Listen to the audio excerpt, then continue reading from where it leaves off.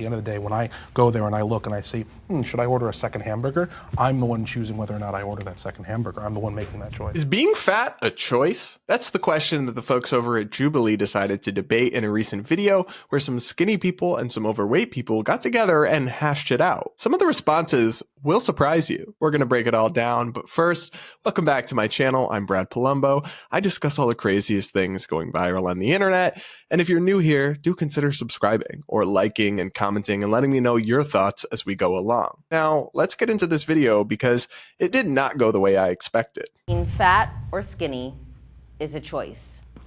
Agreeers?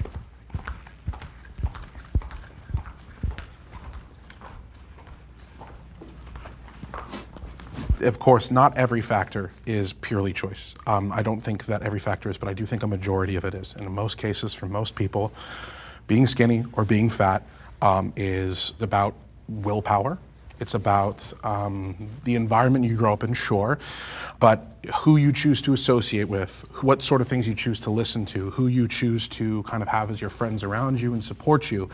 All of those things are choices that you can make that will lead you closer towards being one or the other. So it's really fascinating to see one of the overweight people on the panel come forward and say, yes, it is a choice. And I basically agree. The question was framed in a very black or white way. Is it a choice or is it not? What I would say is it's almost always a choice, accounting for some rare medical conditions and exceptions and unique circumstances. I would say for the vast majority of people, it is ultimately a choice. But that's not to say it's the same choice for everyone. I mean, some people have things going on in their life or a lack of resources or opportunities that make it harder to choose to be healthy, but it's still ultimately a choice, and it's still ultimately something determined by your individual actions, what you choose to eat and how active you choose to be. I know what I do with my body. I know what I put into it day in and day out. I choose not to eat some days. I choose, how I want to look, and I don't fault anyone for how they want to look or how they want to be, but I think it's a choice at the end of the day. I'm very, always wish-washy on how I want to be presented and if I want to gain weight or not, but the only person that's going to gain the weight at the end of the day is me and me myself. For me, it's calories in, calories out. Go to the gym, you'll get buff. Don't go to the gym, you won't get buff. I understand that there's genetics that could cause you to want to eat more, but even with the genetics that cause you to want to eat more, the same solution is calories in, calories out. So she just oversimplified it a little bit, but the essential point she's making is correct. Like, some people do have thyroid conditions or other things, or they can't afford a gym membership or whatever. And so it will be harder for them to get in a good place in terms of calories in, calories out, but it's still possible. And even if you do have a slow thyroid or obesity runs in your family or whatever, you still can overcome it. It just won't be as easy for you as other people. And I'm sorry for you. I relate to that. I understand you, but it's still a choice and it's still within your control. And that's really important to me, because I don't think it's very helpful to tell people that things aren't in their control. They're not in their power. It's not up to them. It's just the way things are going to be. Like, no, don't settle for that. When it's something that could take your life early, you should feel empowered and know that you can make a difference and you can make different choices. I think the whole choice is, always determined on who they are. And it's not going to just be a thing done overnight. Yeah. It takes a lot of, I think it's like breaking the barrier and breaking a lot of things, not only your body, but also breaking your mental state. Sure. And again, that depends on who you are and what you want to go through. Disagreeers?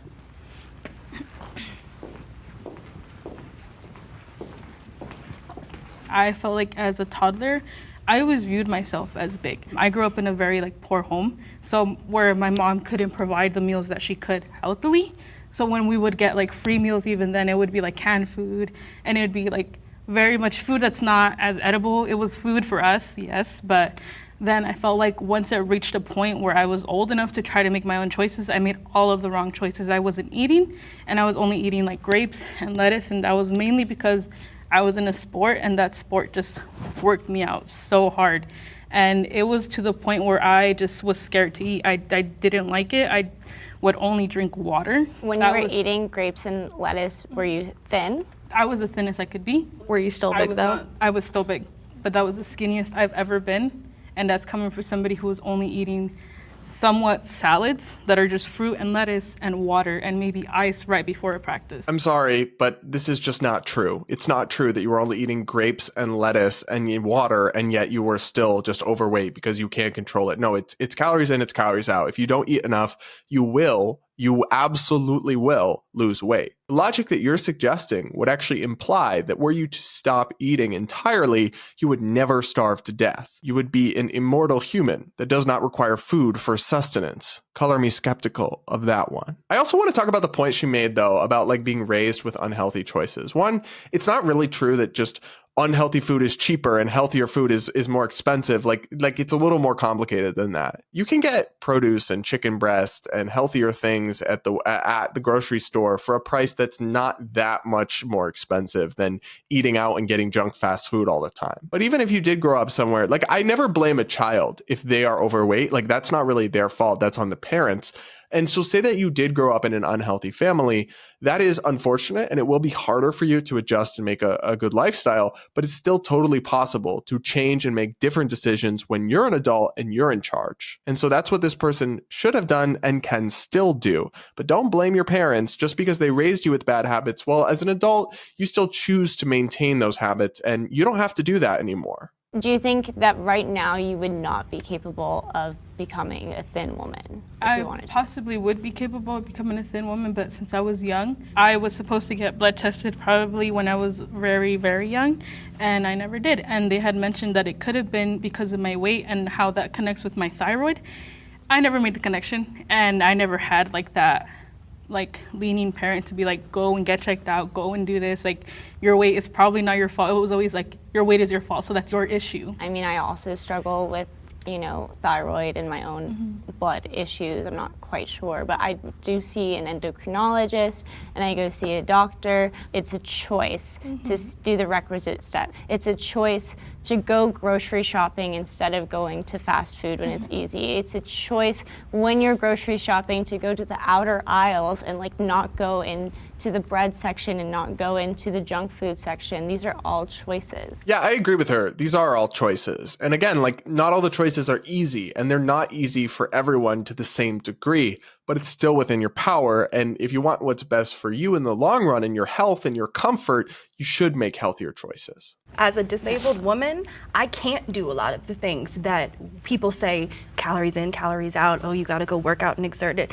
A lot of the things that are typical, oh, this is how you lose weight, put me in the hospital. I have to navigate weight differently. I have to look at it differently. My weight is the way it is because of medication, because doctors put me in this position. And I had to learn, okay, am I going to be so hateful of my own body that I am going to backlash and put myself through extreme gym nights, through keeping myself from eating things that I should be able to eat. So I actually found this very disturbing and unfortunately kind of disgusting logic. Disabled people don't have to be overweight. They are not fat by default. It is not completely without their control, their weight. That's actually offensive to disabled people to suggest. I understand that maybe you can't do some of the same forms of exercise that other people do, but there are disabled people who do marathons.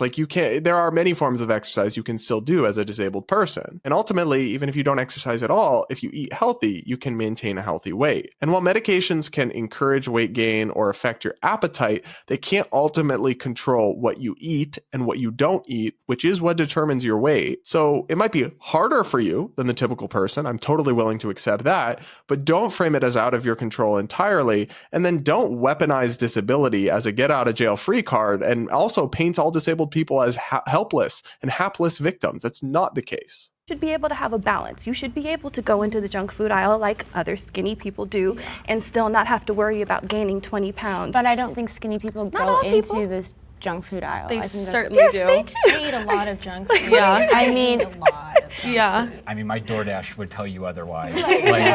So I am glad this point was brought up because it's not true that skinny people never eat junk food. Some of the skinniest people you will ever meet do eat junk food and eat like crap. But ultimately, they run calorie deficits or they match their calorie levels and they don't gain enormous amounts of weight. It doesn't mean they're totally healthy just because they're skinny. Absolutely not. But it does mean they're not eating a ton more calories than they are burning, so they're not gaining weight. And some people might have higher metabolism, so that happens more naturally for them. It's easier to not overeat and go over your calorie amount.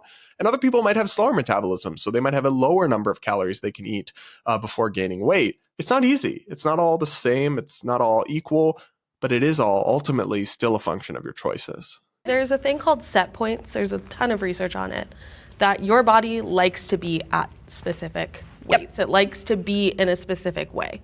So if you are fighting yourself to lose weight by not eating, over exercising, and you are damn near killing yourself to be at a specific weight, your body's unhappy. So this idea of set points is pretty misleading, and it cites some academic theories that are just that. They're theories, that your body is more comfortable at certain weights. And look, I certainly don't think anybody should be really putting themselves through tremendous distress to constantly try to lose weight or be a size 0 or whatever. I'm not advocating for that. But it's just not true that for most obese people, the reason they're obese is because they're stuck at a set point, that their body just naturally wants to be 100 pounds overweight. Why would that only be the case in America and not in almost any other parts of the world where, you know, there's way, way less obesity? Everyone here, their set points are just much not higher naturally. It doesn't make any sense. And it takes any agency and individual responsibility for your decisions and your choices off the table.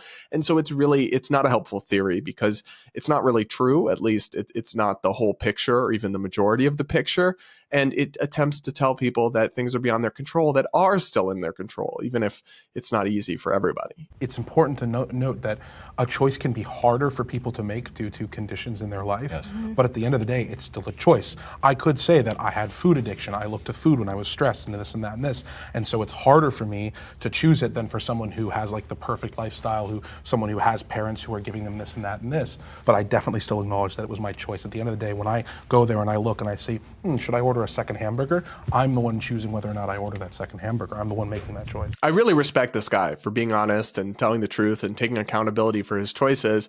And I would reiterate that my message is very clear. Like, nobody should ever be bullied or shamed or made fun of for how they look. But what we absolutely shouldn't do is pretend that obesity is beyond our control and something that should be encouraged or viewed as beautiful, or spread misinformation that suggests it's not about what you eat or how active you are. It is. And that's something people should change when they can, so they can live happier and longer and more comfortable lives. It's not compassionate to lie to people and tell them that their unfortunate circumstances are beyond their control. It might make them feel emotionally let off the hook, but if that comes at the expense of a long and fulfilling life, it's not really compassion at all. All right, guys, let me know what you think of this video in the comments section below, and do drop a like if you enjoyed my thoughts and my reaction to this Jubilee video, and consider subscribing. I'd love to have you in this community. We're trying to hit 100K soon before the end of the year, so please do, if you enjoyed this, subscribe. And with that, I'll see you all in my next video. But if you somehow want more, Brad, you're not sick of me yet, check out some of my other recent content here and here.